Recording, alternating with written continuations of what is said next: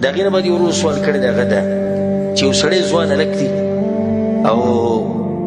په ځوانۍ کې په کم عمر کې د هغه ویښته سپین شي دې ویښتو له تور رنګ ورکولی شي او که نه الجواب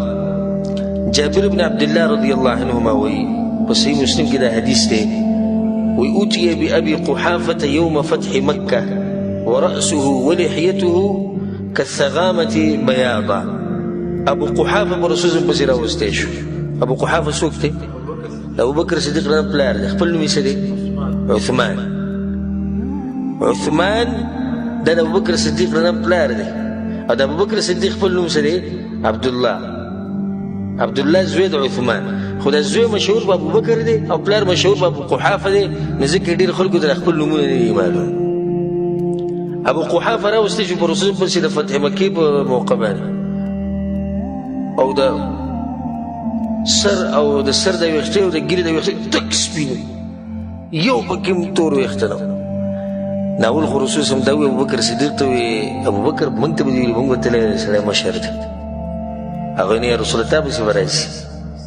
د رسول صلی عاجزي تواضع انکساري دویمه دا چې رسول صلی هغه ته ووایي غیرو هذا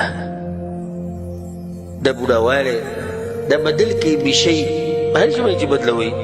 واجتنبوا السواد خو یاد ساتئ چې تور رنګ ته لرې ساته ګور عام اجازت یې ورکو بیا دې تور خاص کو وي تور نه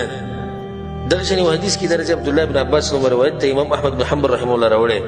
رسول الله صلی الله علیه وسلم یکون قوم یخضبون فی آخر الزمان بالسواد وی آخر زمانه کې قیامت ته به نږدې داسې خلک راشي چې دا تور رنګ به ډېر لګوي سبحان الله دا وخت دی خو دا تور رنګ دومره بد ښکاري لکه ښه صفا پته لګي چې دې سړي رنګ لګولی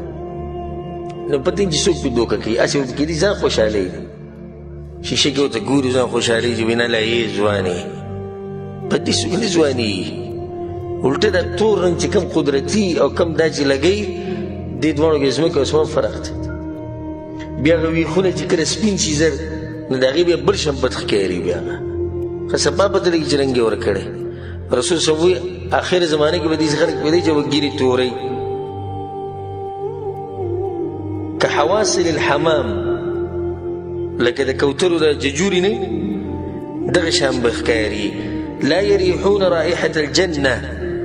جنت ته تله خو پرېږده د جنت بین به پې هم نه لګي دا څومره څه حدیثونه دغه شان رسول صلی الله علیه وسلم ان احسن ما غیر به الشیب الحناء والکتم امام ترمذي حدیث راوړی وی د سپینوالي د بدلولو لپاره ښکلې طریقه دا ده چې سړی نکریزه استعمال کړي یا کتم دا کتم داسې بوټی دی چې دا د تور ته نږدې تور نه خو تور ته نږدې لکه دا خړ رنګ چې ډېر تیز کې تور ته نږدې شي دا داسې نو ډېر ورته موږ دا وایو چې ویښته تورول دا د ځوان هلک دپاره او د بوډا دپاره د ښځې دپاره د ټولو دپاره دا حرام دی چې رسول صلی الله علیه وسلم وایي چې واجتنبوا السواد د تور رنګ نه ځان لرې ساتئ